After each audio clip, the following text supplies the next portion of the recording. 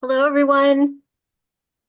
It's great to see you all. Welcome to Sphere Education's webinar on empowering student thought and conversation. I'm Kobi Nelson, Sphere's content development specialist, and I'm delighted to be with you today for our discussion.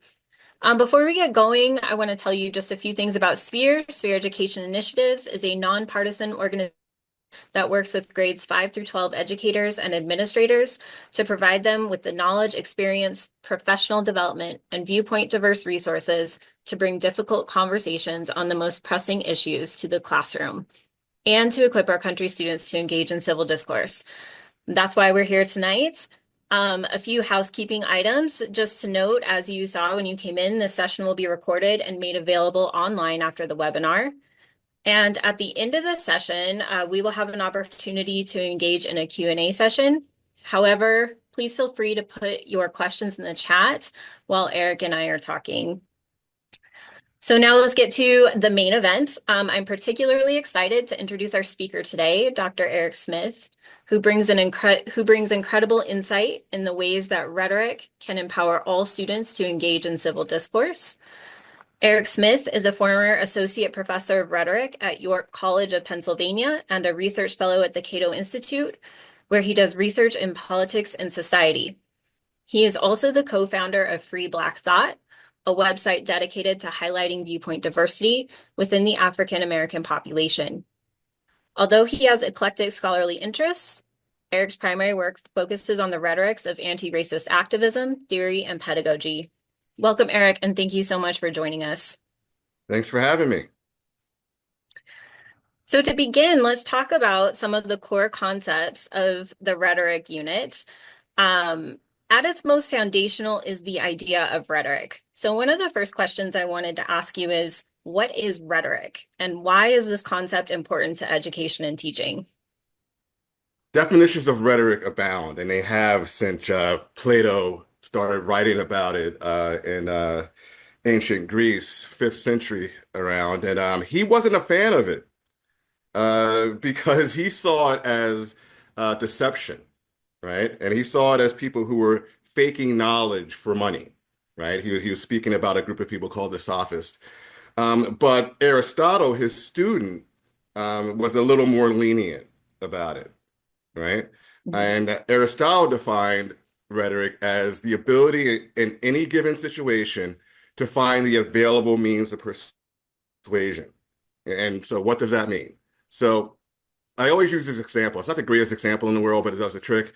If I'm trying to sell my new line of vodka to frat boys, I'm going to say something particular that, you know, pertains to their lives right now. But if Mothers Against Drunk Driving walk in, that's no longer available to me, right? If I'm trying to get to everybody, I have to readjust what I'm talking about and choose the metaphors and the references that will best touch the students as well as the mothers, right?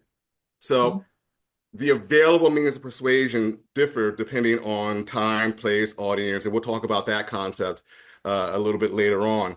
That's the standard definition of rhetoric. That's the classical, the traditional, the one every rhetoric professor will give you, right? Mhm. Um, well, maybe 10 years ago, that's the one they would. Now it's, they're trying to decolonize things. Whatever. Wrong webinar. Okay, so let's jump to now. And I like a lot of contemporary definitions, but I'll only read one to you.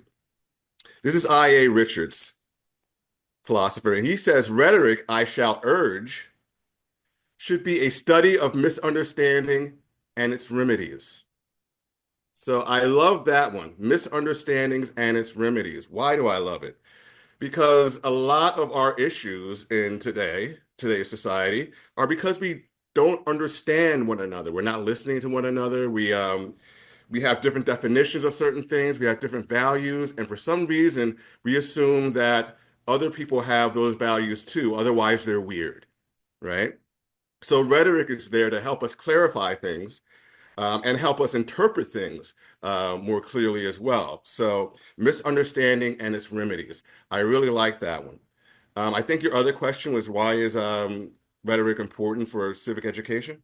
Yeah, in particular, we're speaking to a group of teachers, and so thinking about why is it important for education in particular, and not just English education. Well, even if you're a scientist or a doctor or something like that, you have to be able to explain what you're doing. You have to be able to explain your discoveries and things like that to people who aren't doctors or scientists. And that takes rhetorical skill. Especially the more esoteric something is, right? Or the more niche something is, the more rhetorical skill you need to explain it to a quote unquote layperson, right? What's more, this ideal of the marketplace of ideas, right? In order to sell your ideas in that marketplace, you have to be good at rhetoric. You have to understand your audience, the values and attitudes they prefer, and speak accordingly, right? This isn't about lying. It's about translating what you're talking about, maybe even in a different dialect, right? But you're translating these ideas for a particular audience. Yeah, I like that definition that you gave a little bit ago about misunderstanding and its remedies, and you can see how that readily applies to the marketplace of ideas, and in particular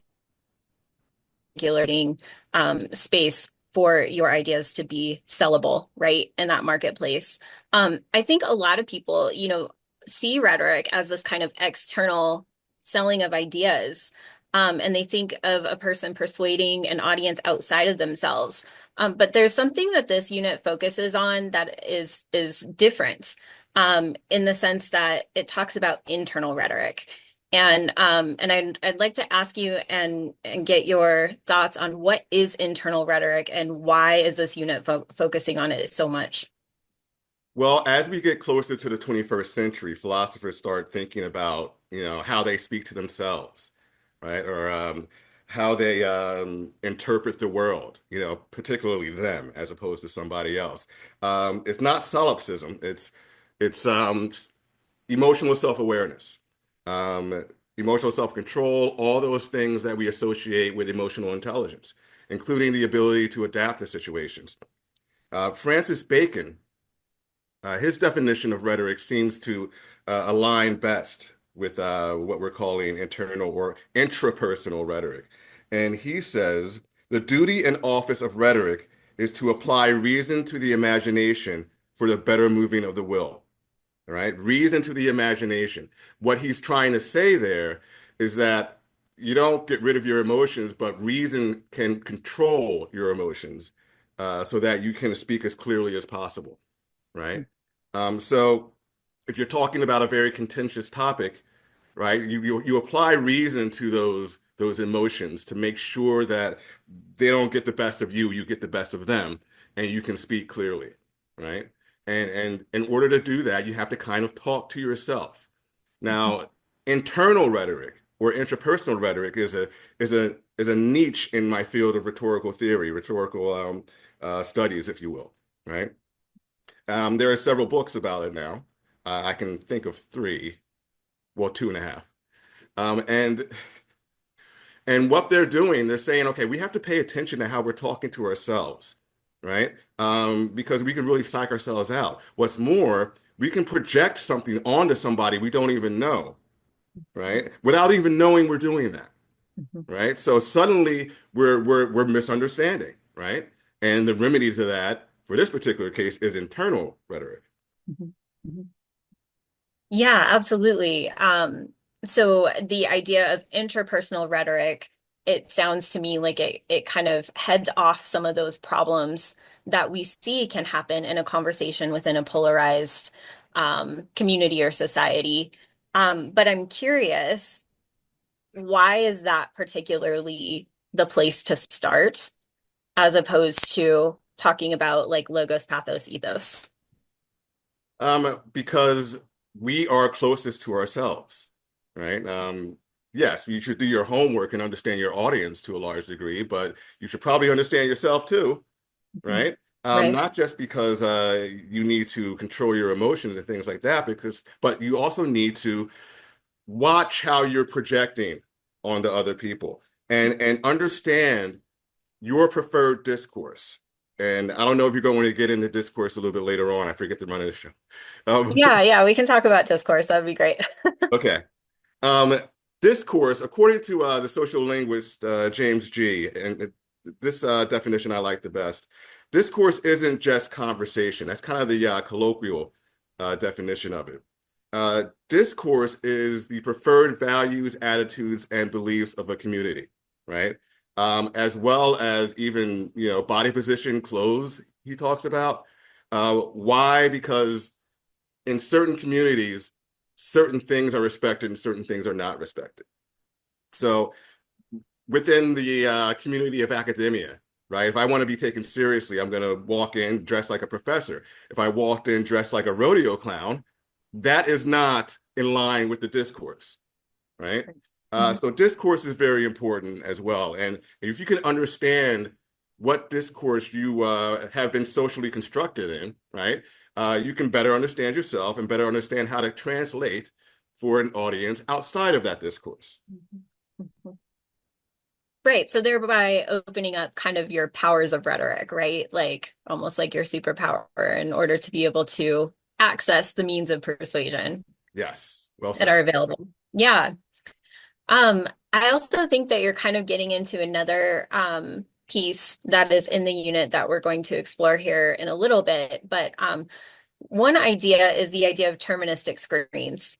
And that sounds, like what the heck is terministic screen? So I would love to have you explain what that is and how that applies to discourse and one's discourse and displaying of who they are. Well, okay, so a terministic screen is how one's preferred or only discourse colors how you see the world, right? And if you come from one discourse, you see the world differently than somebody else who comes from another discourse. It's the screen through which we see and interpret the world. The thing is, because different discourses have different values, attitudes, and beliefs, we can interpret something in a way that is completely antithetical to somebody else looking at the same thing, right? So, for example, I have this example of, the terms that can color one's lens, right? So let's say that you have a terministic screen of hate. Everything is kind of an insult to you now, right? If somebody says, "What time is it?" you interpret that as them testing your ability to tell time, right? If somebody says, "How are you today?" right? Yeah. You may interpret that as somebody trying to draw attention to your bad day, right? If somebody says, "I like your outfit," you interpret that as sarcasm, right? Because you're all about hate. A terministic screen of love, for example, what time is it is interpreted as somebody trusting you enough to ask you a question about the time, right? How are you today is interpreted as it should be, right? A statement of concern. And I like your outfit is taken as it should be as well. You are grateful that somebody admires you in some way, right? So those are two very different terministic screens interpreting the same statements very differently, right? So we all have this, right? Our discourses kind of color our terministic screens. And understanding that can not only help us understand ourselves, internal rhetoric, it can also help us better persuade others, the external or interpersonal rhetoric. So let's bring this down to the level of the classroom. How does this concept, how does it impact creating spaces for civil discourse in the classroom? Terministic screen? Yes, terministic screens specifically. Yeah, Yes. Yes. I love the concept, but I hate saying it because it's terministic. You say it fast, you sound like it's an a tongue idiot. Well, twister. I do. But No, anyway. it's a tongue twister. Yes. So how can it help in the classroom? Well, you can do what I just did, right? You can say, okay, so we're going to look at this painting, or we're going to read this passage, and we're going to read it from the standpoint of somebody with this set of values, attitudes, and beliefs, right? And how would that look? Then we'll do another set. How would that look, right? Perhaps you can, have people in groups assigned to a particular set of values, attitudes, and beliefs and compare them later on. But that's a good way of understanding both internal and external rhetoric. Okay, thank you. Um, so let's move from the idea of deterministic screen to the idea of kairos. And I know we're like moving quick through some of these rhetorical or through some of this verbiage, but it's important to understand that the unit itself. So what is kairos? Why in the world is this important to understand, and why should students understand it in our classrooms? Kairos is the confluence of time, place, audience, subject matter. And if one of those things change, your language has to change, right? I gave the example of the frat boys and Mothers Against Drunk Driving, right? The audience changed, so the kairos changed a little bit. But kairos is very complicated in particular. You can speak to an audience in the morning about a particular topic and speak to them again in the afternoon very differently based on what happened between the morning and the afternoon, right? Certain things will prompt you to use different references and different metaphors and things like that. So even time of day is important with kairos. So kairos is basically, improvising based on context. I do have a definition from a rhetorician named Michael Leff that I love, and he's explaining kairos. Although he calls it civic humanistic rhetoric, he's talking about kairos. And he says this: the context is a complex, interconnected network of circumstances that may be conceived in different ways generally and always assumes a different and unique configuration in each case, but normally includes recognition of time, place, occasion, the issues and subjects under consideration, the persona of the rhetor means speaker, the composition and the character of the audience, and the presence of opposing rhetors and attitudes. So all those things need to be considered if you want to be as persuasive as possible. And I like the fact that he ended that definition with the presence of opposing rhetors and attitudes, right? Because I'm going to speak differently if I know there's somebody in there who thoroughly disagrees with what I'm talking about and has my same credentials, right? I'm going to speak differently, right? Just to make sure that he or she knows that I'm right. Exactly. Yes, just to make sure. Um, I think, I'm thinking about teaching and teachers, and I think teachers have kind of this maybe even unconscious sense of kairos, because when you teach us, a group of students, even at the beginning of the day, usually it's very, very different than a group of students at the end of the day. And so you put in different references. I mean, teachers just know this, right? Depending on who your students are, what's important to them. Um, and I think we can see this play out in classrooms as well, just like you were stating, between students who hold differing viewpoints, but sometimes there are students who have different viewpoints who just hold them in, right? And so how can Kairos help students, or can it, just a better understanding, can it help students feel more confident in being able to speak up in a situation? It can help, I'm sure, right? And the issue, I always say that rhetoric is a superpower, right? But there are subcategories of that superpower, and one is adaptability.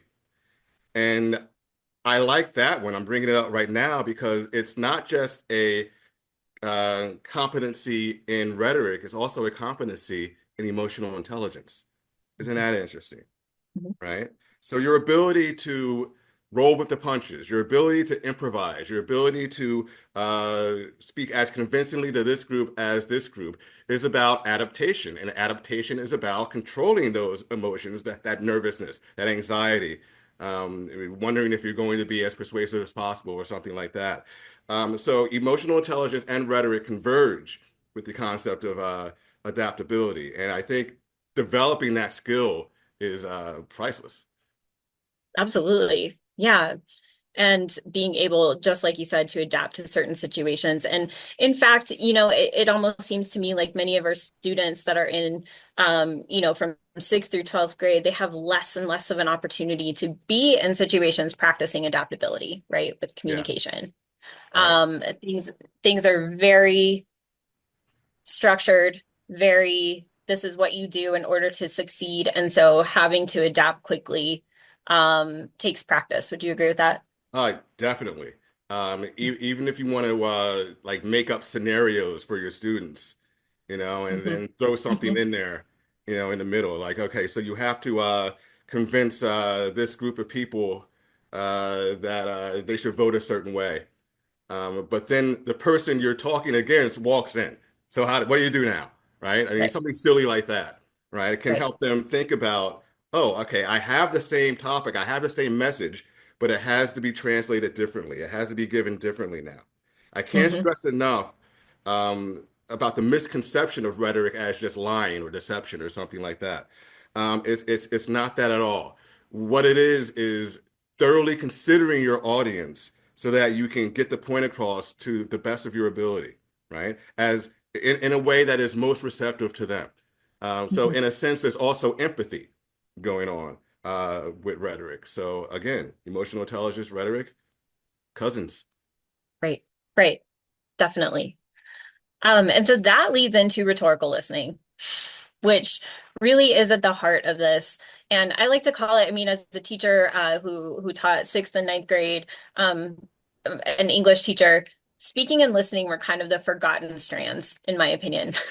Um, we focus so heavily on reading and writing that, we just kind of assumed that like speaking and listening would come along and it doesn't. It really needs practice. It really needs a deep understanding. And so I would love it if you would talk for a little bit about rhetorical listening and how does it relate to civil discourse and why should we teach it?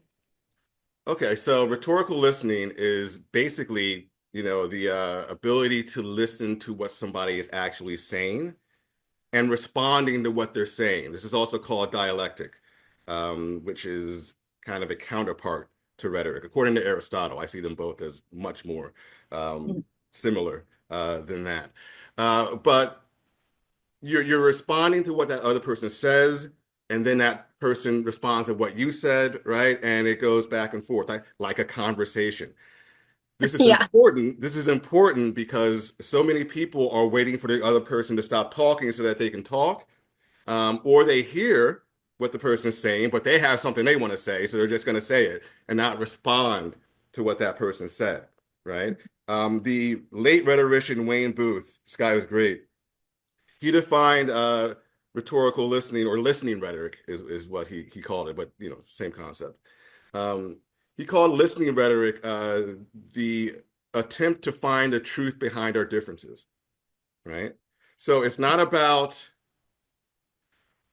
this conversation is kind of superordinate. What I mean by that is in order to find this particular truth, you both have to work together, right? So you're working together towards a similar goal of finding the truth in a situation, right? And that's what's Mhm. called rhetorical listening. Now there's Krista Radcliffe's rhetorical listening, which is a book that came out a little bit later from Booth, and she applies some feminist rhetoric in there. So that's a kind of different concept. We're going with Wayne Booth's definition of listening rhetoric. Yeah, Wayne Booth, I mean, I think he's a brilliant rhetorician. And I really love his idea that listening is a spectrum, just like you were Yes. describing. Um, And so, the way that we put it in the unit is that it kind of ranges from being like openly curious about what a person is saying to being like rigidly fixed, right? Right. And and then like there's all these little places in between where you can be kind of like engaged and then kind of not, and where are you going to be? Um, so like how can students take these concepts? And how can they use them in order to be better rhetoricians, in order to speak more civilly to each other? And what does this have to do with education? Well, I call this, there's several ABC frameworks, in my life. This Yeah. is one of them. The ABCs of listening. And what this is you know, let's just go with the B right now, which is, well, is it belonging? See, actually, I get my ABCs mixed up. There are I'll too just put many. it this way, right? You do not move on or say something until you are 100% sure that you understand the other person. So when the other person speaks, you check your understanding. So you say, okay, what I hear you saying is X, Y, and Z. And if that person says that's not quite it, that person re-explains. And you do not move on until that person says, yes, you understand what I'm talking about. And then that person does it for you. And then you do it for the person again and back and forth. So, I mean, will the conversation be a little longer? Sure, but it's worth it, right? Hmm. Because you're really making sure you understand based on the other person what that person is saying. Hmm. Hmm. Right. So, what I hear you saying is, right? I know, that we absolutely need to be teaching students to actually do that with one another, Right, and go through the process of actually making it a longer conversation and saying, "This is what I hear you saying. Is that correct?" And then having the other person having the confidence to be able to say, yes, that is correct, or no, that is not correct, right, right? right. Um, and so this is a little bit off script, Eric, but I would like to bring in a little bit about defensive confidence and what role does that play in this whole rhetoric deal? Okay. Defensive confidence is basically the belief that you have the rhetorical skills to enter into a conversation or a debate or something like that. And the more you study rhetoric, the more confident you get. It's called defensive confidence because a lot of people run away from difficult conversations because they don't have much confidence in their ability to persuade, right? People aren't afraid of arguments, they're afraid of losing arguments, right? So if you have the proper skills, then you're more likely to enter into those debates. And because you enter into those debates, you're more likely to have your mind changed because you're actually listening to the other side as opposed to running away or blocking them on Facebook. Right. Or Twitter or whatever. Yeah, Yeah, exactly. Exactly. yeah, I Right. hate And myself. I know. Not the best, not the best. But that gets into the marketplace of ideas, right? And being able to deliberate. And another piece of this deliberation is goes from rhetorical listening into fair-minded critical thinking. And Yeah, so the last concept I think that would be really fruitful to go over is this idea of fair-minded critical thinking. What does it mean to be fair-minded in your critical thinking? As teachers, we talk a lot about critical thinking, but yes. what is this version?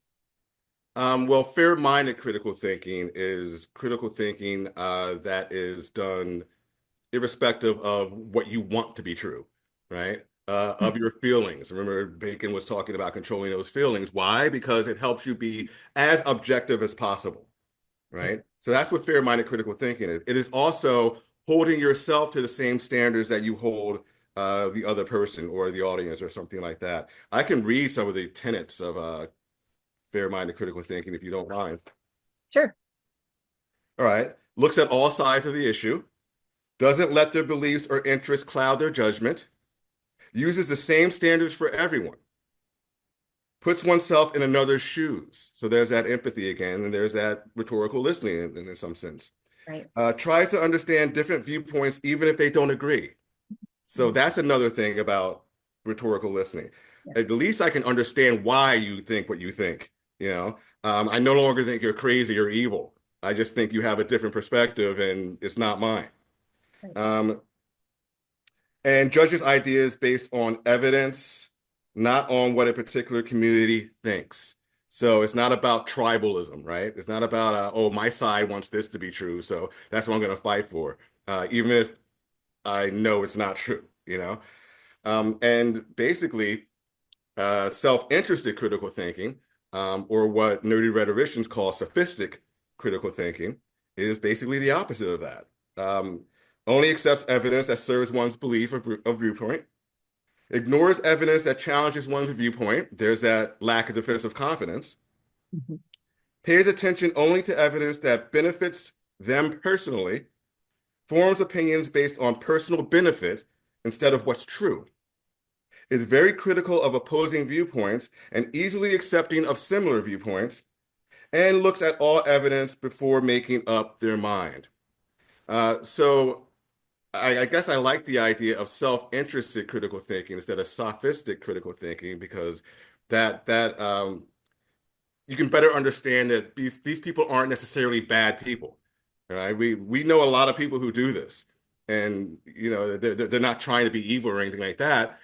They just haven't been taught how to think in a fair-minded way, or they think that speaking in a fair-minded way or thinking in a fair-minded way is too risky. They need to win this, so they're going to do whatever they can do. Mhm. So they're not necessarily bad people, but that is a bad way of looking at the world. It's a bad way of collaborating with others to find the truth. Mhm. Mhm. Which goes back to what William Booth was saying, right? What Yes, is the purpose of rhetoric? It right. is to find the truth, but that's between us. Mhm. Um, and let's see, you just said something and it jogged my mind. And I was thinking about fair-minded critical thinking. I'm going to get there just a second. Self-interested. Yes. Oh, I lost it. I lost it. So I'm Yeah, going to have to move on. that happens to me all the time. Yeah, Oh thank you. no, I it's appreciate it's that. Appreciate that. So to synthesize some of these things that we've been talking about, because these have been a lot of academic concepts, um, talking about rhetorical listening and fair-minded critical thinking and kairos and terministic screens and all these things. What challenges and do you think that educators and educators across the entire education spectrum, so I know that most of your experience has been in college, but bringing that into this as well, what challenges might teachers face when implementing these concepts? Or what challenges might they face from their students? And ability to grasp these concepts. Well, we live in a very polarized society, right? And the upcoming generation has, had the internet the entire time. So they've had the trolling situation and blocking people and harassing people and things like that to the point where it's become us versus them, quote unquote, right? So there's that. There's also the fact that students are coming from a particular discourse community that is not aligned with academic discourse. What we just talked about, the fair-minded critical thinking, that aligns with academic discourse, right? In which you put forward your belief, you give proof about that belief, you acknowledge counter arguments, and you act accordingly, right? That's people aren't used to that. It's usually a new concept when it's introduced. So when you're comparing academic discourse to their home discourse, right? And the difference between the values, the attitudes, and the beliefs, that can potentially be an obstacle. Yeah, absolutely. Do you think too that it could be an obstacle, or are there also opportunities um, inherent in academic discourse?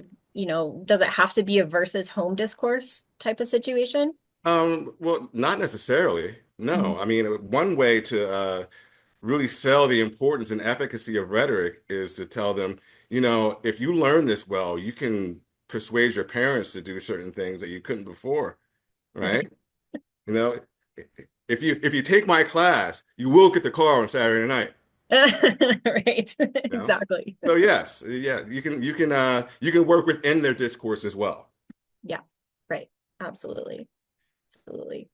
Um, What are some signs that you've seen that students are successfully developing these rhetorical competencies, like within your class? How do you know? How do I know? How do you know? Well, I grade their papers. Well, That's how I really know. yeah, for sure. For sure. So I guess I mean more in like communication. So when we're thinking about talking, like speaking and listening to one another, sometimes it can be difficult to know how to, assess that Mhm. or really understand that your students have grown, right? And are fair mind, like engaging in fair-minded critical thinking and in rhetorical listening, like How how do you know? Do you have some ideas? When they raise their hands to speak, they're raising their hands to speak, right? Right. So in a sense, that's a defense of confidence, right? Yeah. And secondly, they're using the terminology without being prompted to do so. Mhm. Like they're talking about the rhetorical appeals. They're talking about the branches of rhetoric and things like that. They're talking about kairos and adaptability, and we're not even on that lesson. We're on something completely different, right? That's when I'm like, okay, they've let it sink in. Right. Right. Definitely. So final question, what do you believe is at stake if we do not develop these competencies in students, either beginning in high school on through college? What's at stake? Further polarization is at Yeah. stake. A civil society is at stake, right? If we don't accept the fact that there are a variety of viewpoints out there, then there's no need for rhetoric. If we all think the same, then I don't have to convince you of anything. You already believe me. You already agree, right?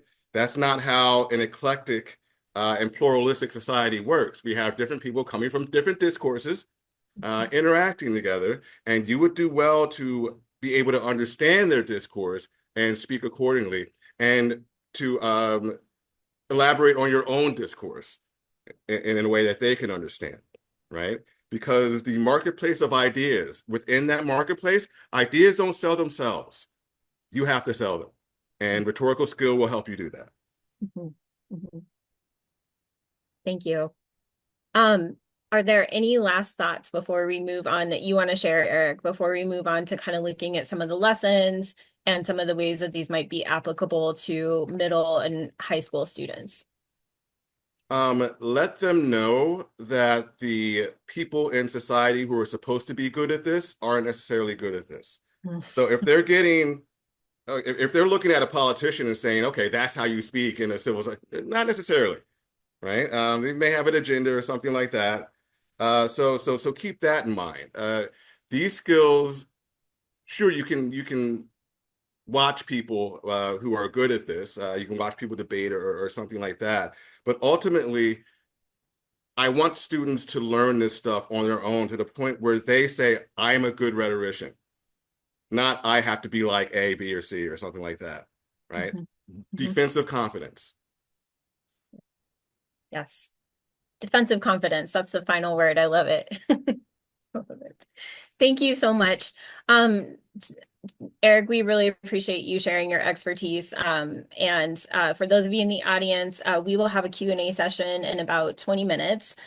So please go ahead and put questions in the chat for Eric, or as I'm about to go through the unit and the lessons, any questions about that as well. So we are excited to respond to any thoughts you may have. Um, all right. I'm going to share my screen real quick. And this, all right. Can you all see that? Is that good? Okay, thank you. Um, all right. You'll also get to see how many chats there are. That's always fun. Um, All right. So our new rhetoric and civil discourse unit, we're so excited to share these with you. The unit overview itself, it really approaches, as Eric was talking about, rhetoric from a fresh angle. So looking at rhetoric as more than just logos, pathos, ethos, not that those are bad concepts, those are good concepts. It's just that they're tried and true, and they often, as Eric said, they can be mistaken as kind of a form of lying instead of persuasion. So being able to approach rhetoric from the lens of interpersonal rhetoric and then leading out to how do I persuade myself before how do I persuade others, can really have it lends a fresh take, and it also, I think, helps your students develop emotionally into effective rhetoricians. So traditional approaches to rhetoric, like I said, they focus on communication tailored outside of oneself toward a specific audience. And this unit in particular explores how students engage in persuasive discourse within themselves. And they learn that effective civil discourse begins within yourself and self-awareness. There are 9 lessons total. There it goes all the way from what is rhetoric down through, I'm trying to move slow so I don't give anybody vertigo, down through fair-minded critical thinking and listening. And then there is one lesson that is a series of extension opportunities and assessment activities for those of you who have students who really get into this, or you feel like you want to extend the unit or that kind of a thing. The idea is just as students are moving from learning about rhetoric within themselves to being effective rhetoricians outside themselves, the unit itself moves through that process. So a couple of things that I would like to highlight.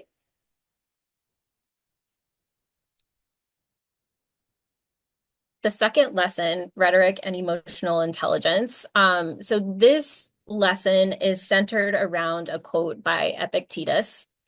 And for those of you who haven't looked at our materials before, you can download these lessons either in PDF form or you can access the Google Doc form.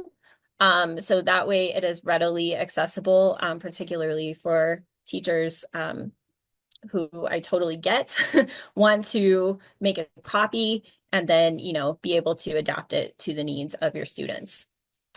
Because you too are rhetoricians and you will adapt things to the needs of your students. So this quote by Epictetus is really what this lesson centers around.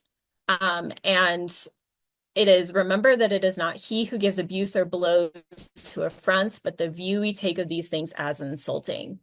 And so this mirrors the quote that Eric was talking about, that has to do with the idea of reason being applied to imagination and how the views that we have of a situation actually impacts the way that we respond to it emotionally. So this is a great place to start if you are looking to introduce students to this concept and have them reflect on this quote from a Stoic philosopher. Kobe, can I say one thing? I'm sorry. Please jump in whenever you want. Yes. I want the audience to know that they should shop around for translations. Some translations may be more conducive to your students than others, right? Same with Aristotle in the definition of rhetoric. There are some that are more conducive to a contemporary audience and some that are less so. So play around, like do your be curious, do your research, figure out what translation you want. Yeah, that is such a great point, right? Yeah. And this is a pretty hefty translation. So I have seen some translations that are a little more like student friendly as far as language. And you could probably even put it in your own terms too, if particularly if you're teaching younger students, I'm thinking like 6th or 7th grade, adapt it to their needs and what they can understand. Yeah, so starting with a reflection and then moving through examining scenarios that trigger emotional responses. And I'm sorry, that's in the next lesson. So let's go to this one. This is the ABCs of rhetoric. Okay. All right, this is that one about terministic screens, that wonderful tongue twister, terministic screens. And I would suggest trying to get students to actually use that verbiage. But again, if you need to, you can adapt it to whatever works. You can talk about filters, you can talk about ways of seeing the world. I kind of like to think about it with students as like wearing a certain color sunglasses, like you have pink or you have blue or you have green or something like that, sometimes that helps, just putting it in that language. If you can find even like sunglasses with different lenses, you could have that as a pretty cool way to illustrate it. So this lesson in particular actually starts with asking students to filter out a specific picture, going to any type of site like Unsplash or one that has royalty-free pictures, and then asking students to actually create filters of those pictures. So it's like a visual way for them to see, okay, this is the same picture. However, it looks different. So really using that visual literacy to help students be able to grasp the concept of deterministic screens in a very concrete way. It's an accessible entry point, and it's a metaphor that really helps them be able to tangibly grasp it. So following this kind of warm-up activity, this particular lesson moves to the quote from Francis Bacon, and then we have the ABCs of rhetoric, which A stands for the activating event, B stands for the person's beliefs, and C stands for the consequences. So again, kind of following that idea that our beliefs really impact, right, the way that we interpret a situation and our emotional response to it. Then there's an activity that has different headlines. So it's like a similar scenario, but different headlines that students can analyze so they can see how one situation can be interpreted and spun in two different ways. Okay, so for example, here are two headlines. School's phone-free lunch period creates space for real connection. Oh, all right. That sounds pretty positive and upbeat. And then number two, new policy forces students to surrender phones during social time. Kind of a negative spin, right? So the ABC analysis that you can model is that the activating event is that all of a sudden school has implemented phone-free lunch period. Okay. However, the beliefs that one has, interacting without phones is vital for creating meaningful connections. Great. That's going to go with our first headline up here. No phones, more connections. Awesome. And then you can show students that, phone use is a valid way of connecting, involves personal freedom. That's belief number one. And then you can also show them that the belief could be a little more negative in nature, right? So you kind of want to show them like that there are different beliefs that inform each of these headlines and the consequences, right, that would ensue because of that. So there are several headline pairs. There's a headline pair 1, 2, 3. Again, adapt these for your students. These are just suggested ones based on very generic activities. Okay. Eric, if you want to jump in at all, please do.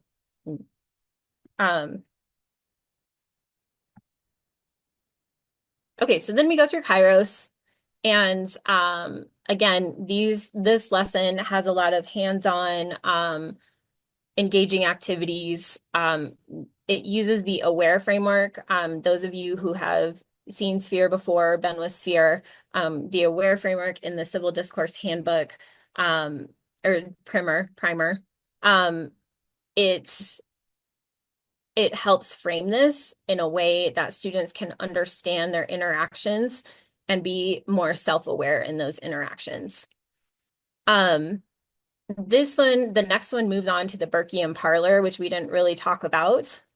And this is a very hands-on scenario where students actually enter into a situation that was first devised by a rhetorician named Kenneth Burke. And the actual scenario is in this lesson. The idea is that you enter a parlor, you're late, there's a conversation going, how are you going to enter it? And throughout the lesson, students are given topics that they have to talk about in a group, and someone outside the group has to come in with a specific idea and insert that idea at a specific time.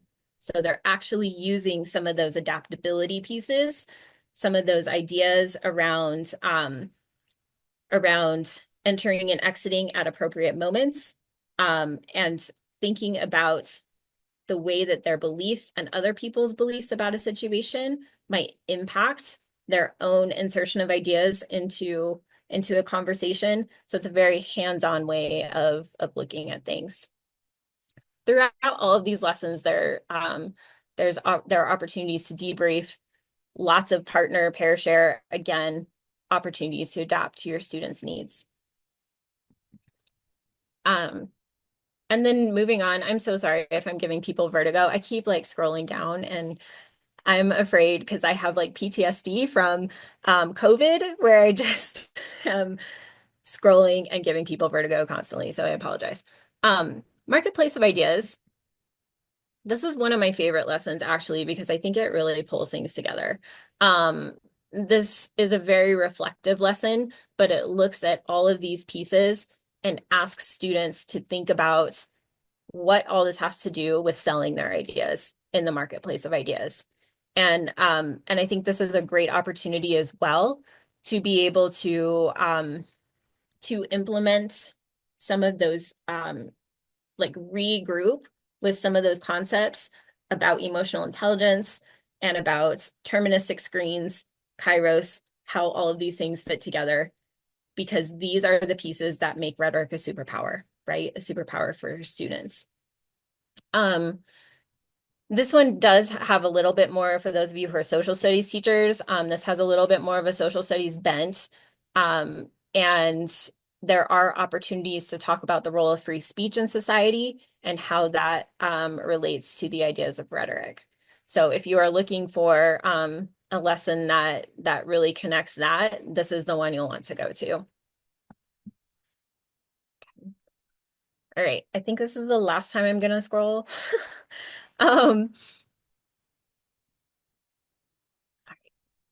This is rhetorical listening. So this is, again, this is my, I would say, favorite. I said marketplace of ideas is my favorite, but I think that this is my favorite. Rhetorical listening teaches students that listening is more than just hearing. It's more than just taking in words. It's actually not only thinking about them, but thinking about them in specific ways. It uses these paintings by Monet as an anchor point for students to understand that there is a spectrum and different ways of looking at things. So this is the opening activity, asking students to look at these paintings of haystacks by Claude Monet. Obviously, it's like the same haystacks at different seasons.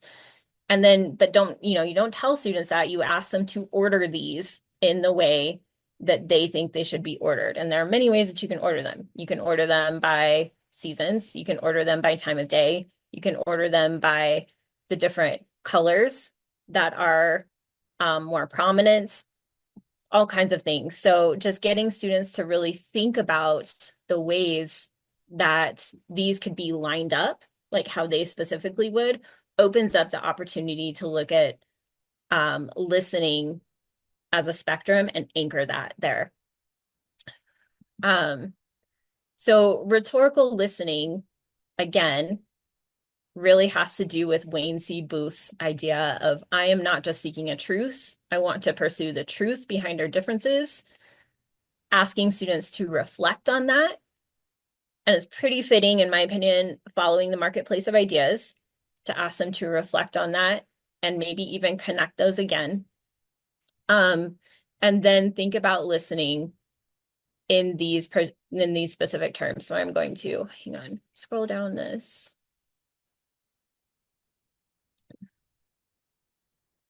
Here we go.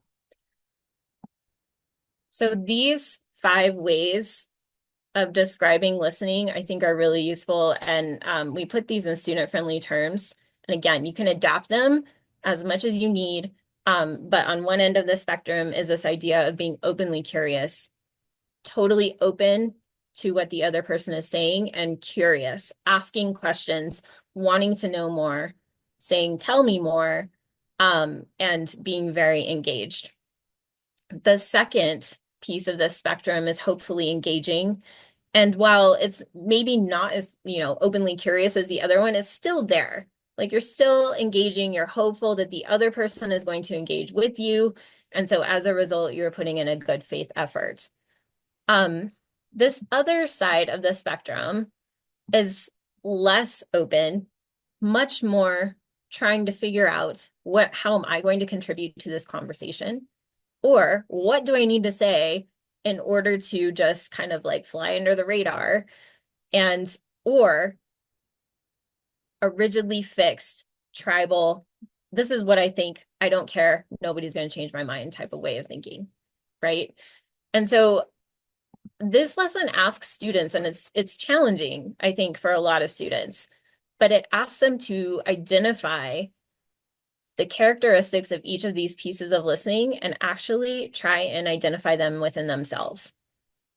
How do they listen to people? Are they openly curious? Are they hopefully engaging, or are they rigidly fixed? And again, you know your students, so this might take a few lessons, right? Or maybe a few little mini lessons to really kind of drive home. But there are some graphic organizers and some suggestions for how to get students to actually identify this.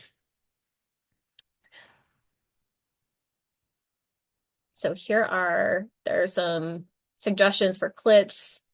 Um, you'll recognize, I mean, right away, some of the clips that could be seen as like rigid, some of the clips that can be seen as more openly curious, things like that. Okay. And then at the end of this lesson, just go back to Booth's quotation. I'm not just seeking a truth, so I want to pursue the truth behind our differences. So really having that thread run throughout is going to be key. Okay. All right. I'm going to put this in the chat here in just a second, this entire unit. I'm going to stop sharing my screen and we're going to open it up for Q&A.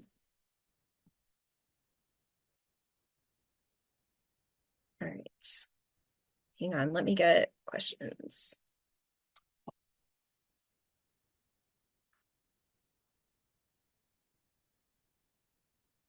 I stopped sharing my screen, right? Okay. Okay. So it looks like, Eric, I think this is a question for you. Are deterministic screens analogous to inherent bias? Oh, you're muted. I'm sorry. Somewhat, yes. You can have a certain outlook and one that values, I don't know, loyalty, for example. So you're loyal to certain communities, certain values and beliefs and things like that. And that loyalty can keep you from being open to other ways of looking at things. So Jonathan Haidt in the Righteous Mind, I think, talks about different values and how, various communities have the same values, but they emphasize them differently, right? So if you emphasize, authority or loyalty uh, most saliently, then you're less likely to be open to other ideas. So your deterministic screen is a little more closed off than somebody else's. But at the same time, a deterministic screen can be open, right? Can be one of no biases and being able to accept everybody. It depends on the discourse that you prefer. Hmm. Thank you. All right. Question number 2, would our application of rhetoric also depend on our target audience? So like how we apply, we kind of talked about this, but the question is, are there not differing rhetorical messages appropriate for elementary, middle, and secondary students? And Yes. yeah, absolutely. I mean, teachers know that, right? I mean, depending on who your students are, what age they're at, you're going to present it differently. Um, let's see. Okay. how can we adapt or differentiate these lessons for lower levels like middle school? So I think some of the adaptation pieces, and Eric, feel free to jump in. Some of the adaptation pieces have to do with language. So really thinking about ways to bring the language to the level of your students, and making concepts, um, not like lowering necessarily the rigor of it, but being able to explain it in a way your students understand. Anchoring it in concepts like visual literacy, which is what I just showed you, help a lot.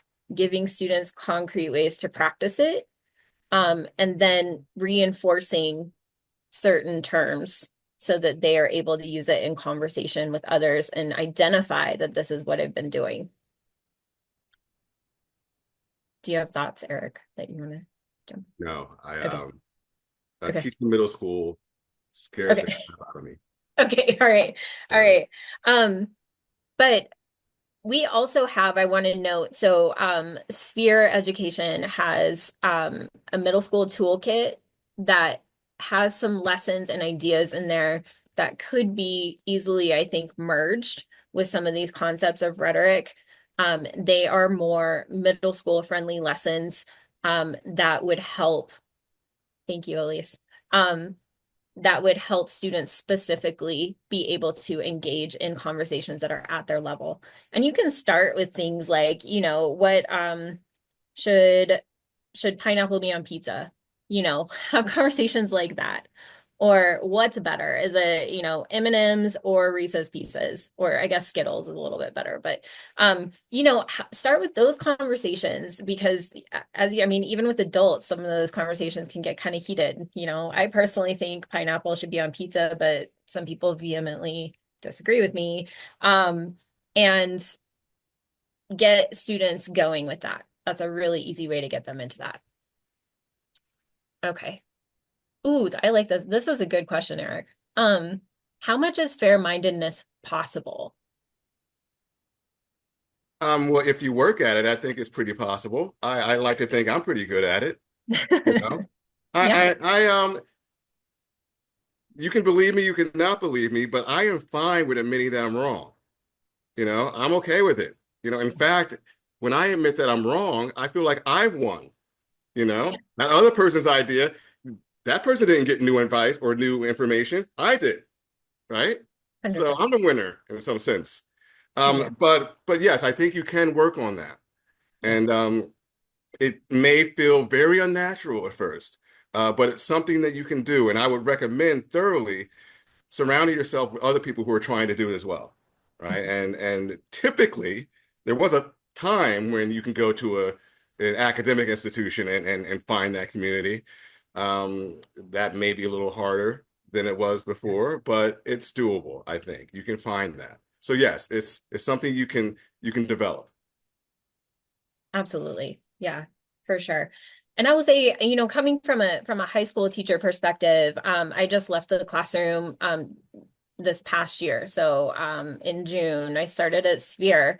And one thing that I really tried hard to do was to get my students to understand that disagreeing was okay and I actually forced them to disagree with each other. So I made certain assignments where they had to disagree with something, even if they didn't, really disagree. They had to pretend like they disagreed. And it opened up the conversation to the point where by the end of the year, we were having fishbowl conversations. And this is with ninth graders. We were having fishbowl conversations where students were jumping in, willing to challenge each other in a civil way, and then also have their mind changed. So it is possible with high school students, and I mean ninth graders are kind of borderline middle. So I just want you to know that it is possible. Um, okay, here's a good question too. How can we be aware of our inherent biases enough to realize how they affect our perspectives?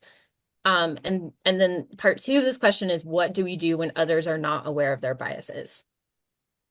In order to make yourself aware of your biases, it's good to talk to other people, right? Have conversations, expose them so that they can be scrutinized. That's what the marketplace of ideas is, you know? And John Stuart Mill talked about this all the time. Like the more I get pushback, the more I understand myself, right?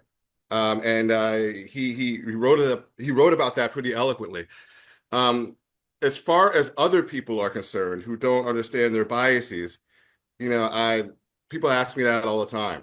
I don't know how to force somebody to try to be open. I think we have to maybe in the K through 12 level, right? Express the benefits of this, right? And why it's so important for a pluralistic and civil society where we can all have life, liberty, and happiness, right? But if you're trying to change somebody's mind and he's 40 and you know just angry at the world, I don't know. I don't know Right, what to tell you. right, So, right, right. Thank you. Okay. Another question. Well, I think some people may have a natural ability to sense the kairos in the room and adjust as needed. Others need to develop this. So how do we develop this ability? I mean, we talked about there are obviously some things in the lessons that we created, but what are some suggestions that you have, Eric? well, Kairos is the confluence of time, place, audience, subject matter. So let's say you keep the subject matter the same. Create scenarios where you change the time. Create scenarios where you change the place. You know, how would this message come through in an open park as opposed to a classroom or something like that? You know, maybe you use different references based on a bird you saw fly across your line of vision that wouldn't happen in a classroom, right? And then you're like, oh, a bird metaphor, you know, because of the Kairos, Kairos is Right, different, right? right. So play with those concepts, time, place, audience, play with those and have the students improvise to the best of their ability. Mhm, mhm. Excellent. Thank you. What are some effective strategies for helping students recognize bias both in themselves and then this is the key in the media they consume? Well, I mean, how much time do you have? Yeah, right. Um, um, a good thing to do is triangulation, and that's a really fancy, unnecessarily fancy word for saying look at very different sources and compare them, right? If every source is saying the same thing and one's saying something from left field, that one's probably not a reliable source, right? So you're comparing and contrasting like that. Um, there are also websites that help with this too. And of course, I'm blanking on the names of all of them, but they're out there. And what they do is present both sides of the story, Right, right? right, From different news sources, a you know conservative, liberal, in the middle, right? yep, And you can have the students compare those things, right? Get familiar with the discourses of each group, right. right? So that's what you can do. That's one of the that's my short answer. That's a good short answer. Thank you. Yeah, and I see in the chat some suggestions for all sides and then retro report. All Those are sides. yes. Yes. So thank you. Those are great suggestions. Okay. How can we help students develop metacognitive awareness of their own biases, thought processes, and rhetorical strategies? That's a lot to engage in more effective civil discourse. Um, Epictetus and the ABC framework, right? That's all about intrapersonal rhetoric. You know, how are you talking to yourself, right? You know, how is your particular belief coloring your deterministic screen, right? I think that's great. In fact, if you want to read the rest of the Enchiridion, uh, Epictetus's work in which that passage is found, you'll see some very interesting things he says. At one point, he says, you know, even if you get stabbed, you don't have to be upset about it. You know, nobody said, nobody put a knife to your head and said, be upset about that, right? Right. Um, that's a very extreme example, but you get his point. We have more control than we realize. And a lot of people think they're at the mercy of their emotions. They are not. You can do what Bacon suggested and apply reason to the imagination, i.e., your emotions, right, your intuition and stuff like that, for the better moving of your will. And that too is learnable. Mhm.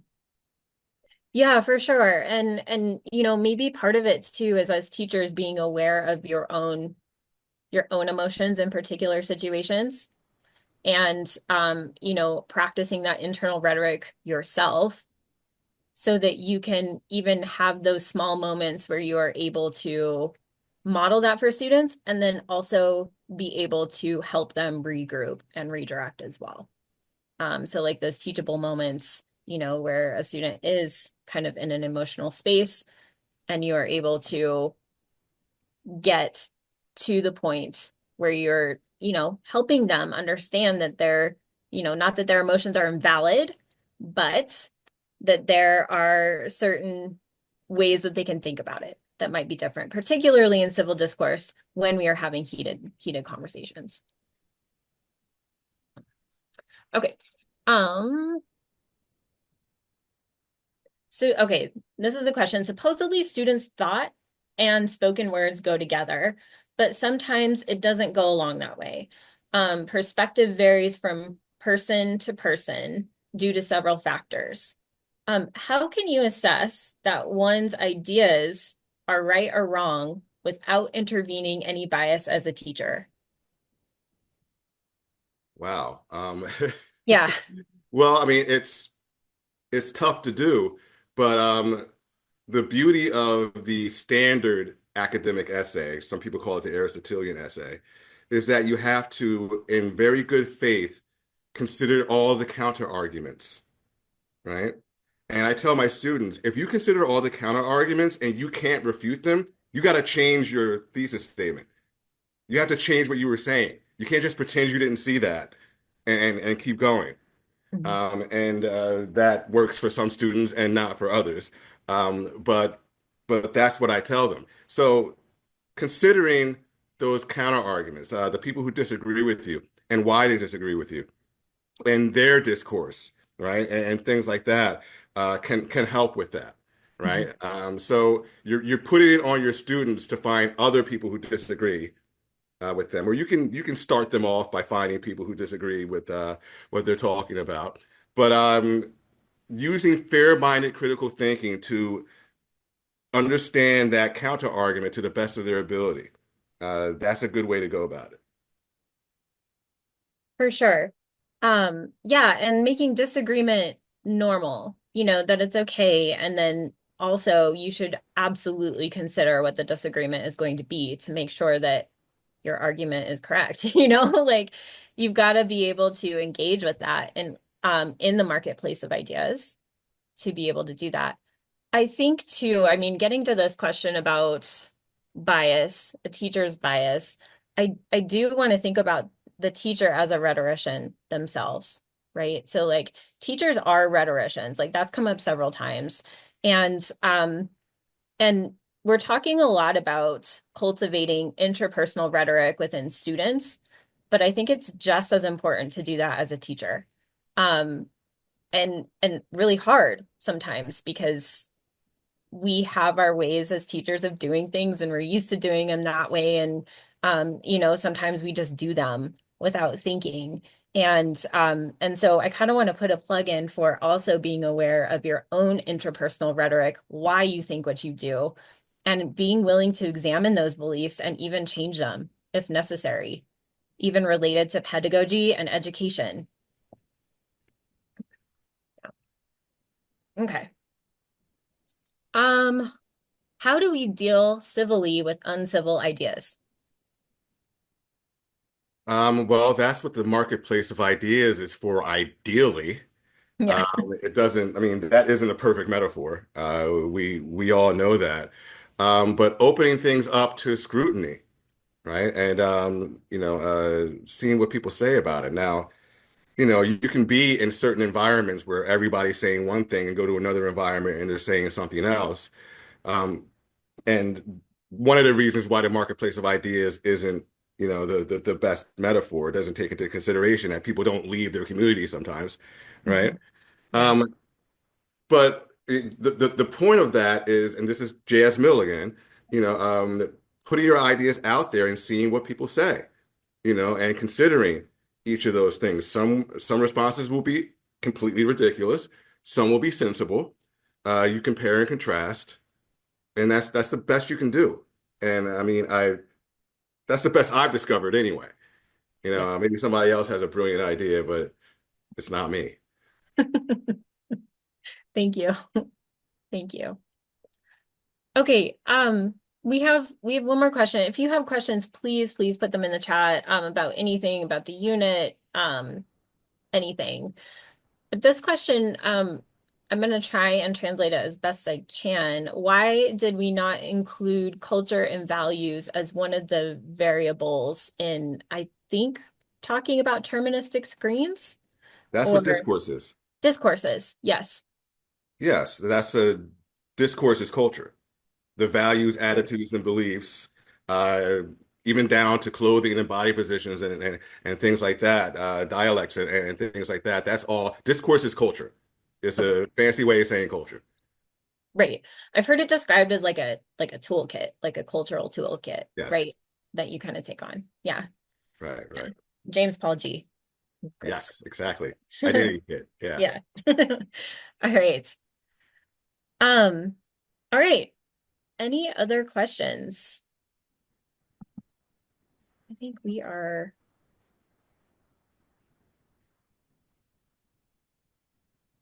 oh, Kairos. Oh. I think the question was about culture and values in Kairos. I didn't understand that. So I apologize. I am not entirely sure. Okay, what's the question? So the question is, why did we not include culture and values as one of the variables in Kairos? We didn't we? I thought we did. Okay, I thought we did. Now I said values, attitudes, and beliefs like 700 times. Yes, you did. You did. Yeah, 100%. I think we did do that. One of the things that you're considering is the preferred discourse of your audience, uh, Right, meaning the cultural values they may have or may bring with them, right? right, And based on right, that, you may use references or metaphors that they understand and are in their regular lives already. right, So culture is there, inherently. right, right. Okay, here's a this kind of makes it a little more clear. He says, I guess my question, this is Phil Zinkin. So thank you, Phil. I appreciate it. I guess my question was more about how we balance the safety of the room from hurtful ideas while engaging in civil discourse. Would you like to tackle that? Oh, geez, I thought you were going to take it. You want me to take it? I mean, I Hurtful can. ideas. Yeah, Well, I mean, a lot of this is really about the context that you make out of the classroom, right? In here, you may hear certain things that you don't like. At which point, what you do is develop your rhetorical skill to respond to that. A lot of people want to get rid of or restrict free speech, right? And I think a lot of people do that because they don't know how to respond, use free speech themselves to counter what they're hearing. So you can tell these students you're developing a tool for speaking back against people who say stuff like that. Yeah, rhetoric is, in a sense, kind of a bully killer as well, as long as the bully is not punching you, right? If the bully is using words as well, you can use words too. You're developing that skill, that defensive confidence. right, right. And it goes back again to Epictetus and the idea, right, that you don't have to let things hurt you necessarily. It's what you believe about what was said to you. Right. Yes. Mhm. Yeah. All right. Let's see. Here's one more. Other than just the progress and their ability to carry on constructive discourse, what ideas do you guys have for ways of assessing how much progress has been made? Well, as a professor, I do that with assignments and midterms and stuff like that. But I did mention earlier that, when students start using those terms for other, lesson segments and things like that, that's also a nice sign. Mhm. But I measure it through the traditional ways, how they explain themselves in a paper, regardless of the topic, how they write about rhetoric itself, Mhm. right? Mhm. Those are the ways I assess. Again, remember, I'm not a K through 12 teacher, so I do things a little differently. I would suggest looking through the unit and taking some of those graphic organizers in particular that ask students to think about rhetoric and think about how they're using it, think about how they're listening, and really do that a couple of times, almost like a pre-assessment and a post-assessment.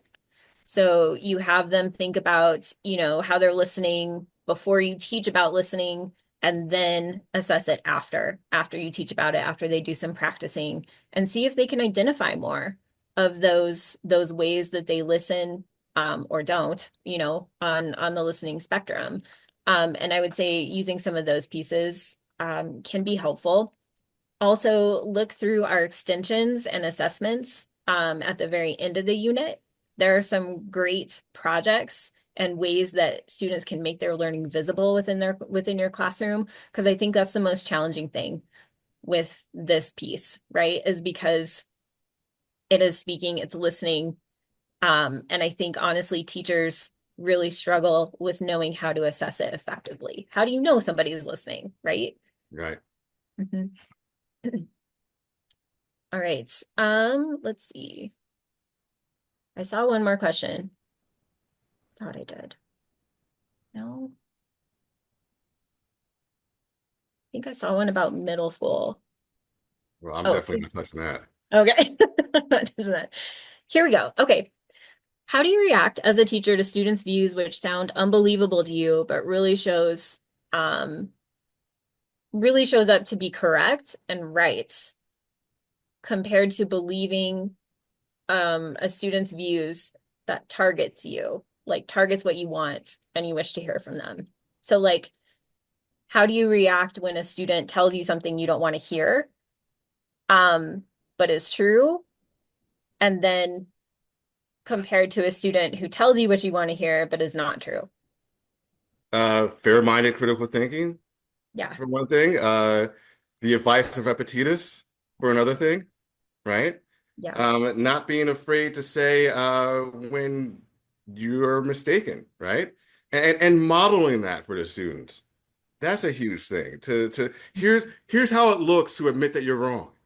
Mhm. And notice, kids, I didn't drop to my knees and cry. Right? Right, It's something like that. right, right.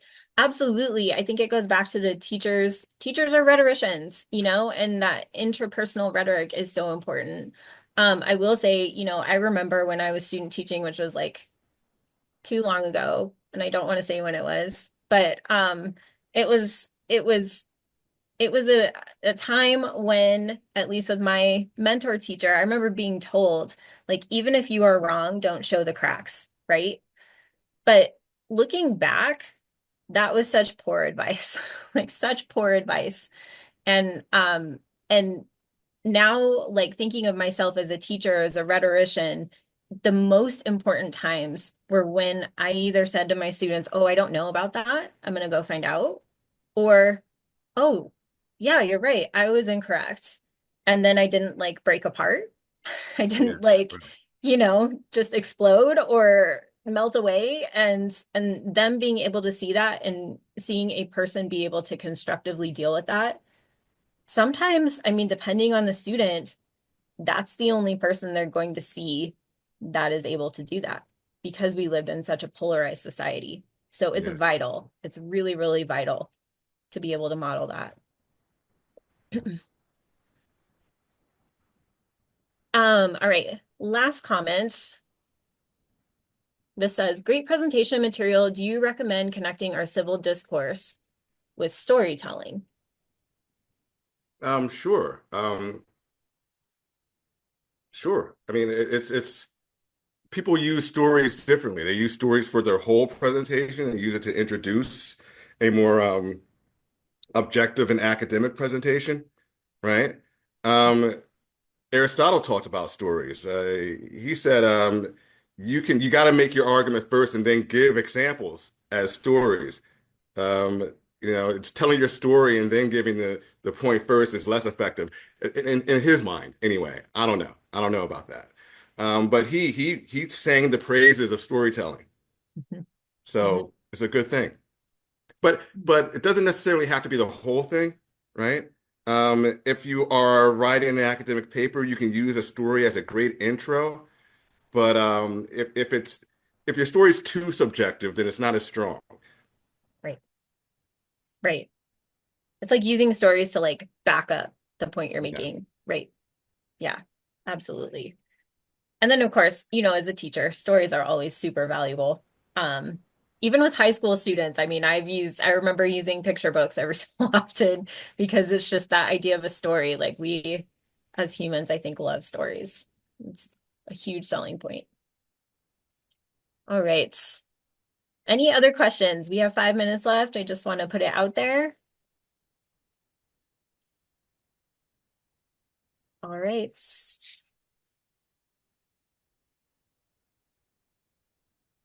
I'm going to switch to closing. All right. Thank you so much. I want to express Sphere's thanks to Erec Smith. Thank you so much for joining us tonight. Thank you for your excellent insights.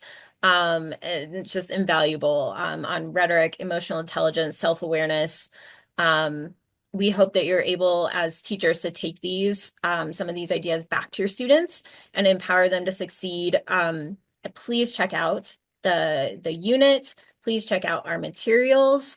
And thank you so much for your engaged participation. Excellent questions. Um, I think we put the links in the chat. Is that correct, Elise? Okay, perfect. Thank you. Thank you again, everyone. I hope to see you at future events. Bye. Bye.